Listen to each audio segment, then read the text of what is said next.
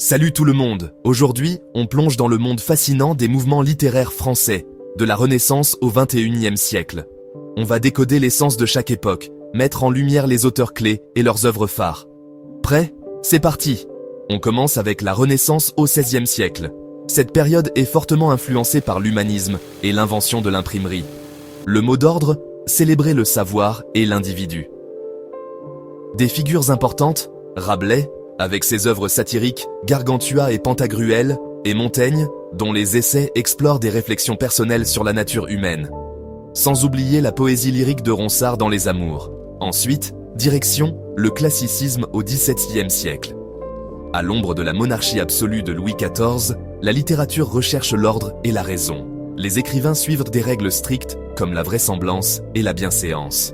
Les comédies de Molière, telles que Tartuffe et Le Misanthrope, critiquent les normes sociales, tandis que les tragédies de Racine, comme Phèdre, explorent la profondeur psychologique.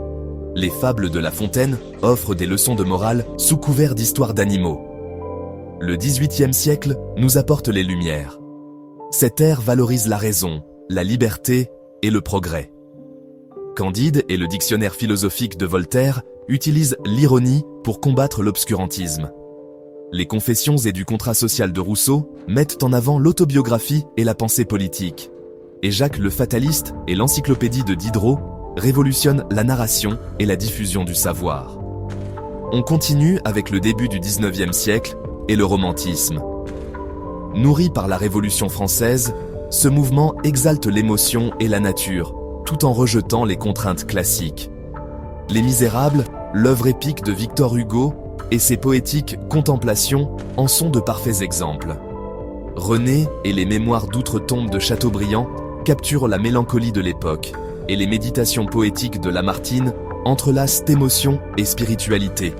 Du milieu à la fin du XIXe siècle, c'est l'avènement du réalisme et du naturalisme.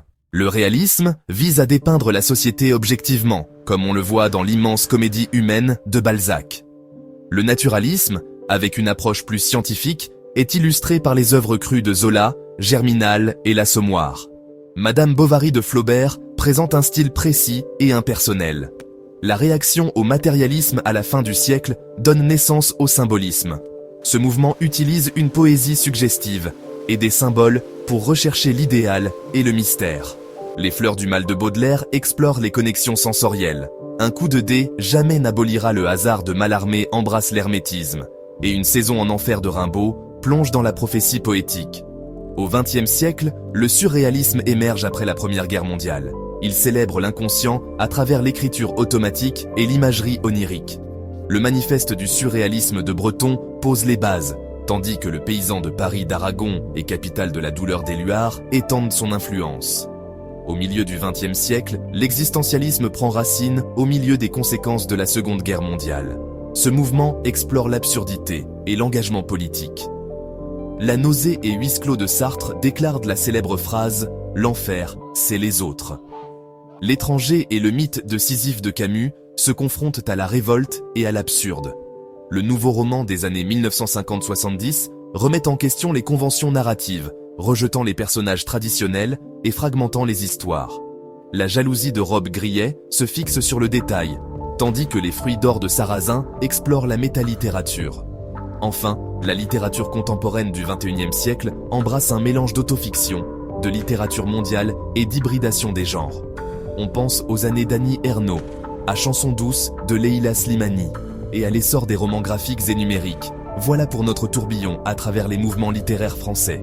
Si vous avez apprécié ce voyage dans le temps, n'oubliez pas de liker et de vous abonner pour plus d'exploration littéraire. Merci d'avoir regardé.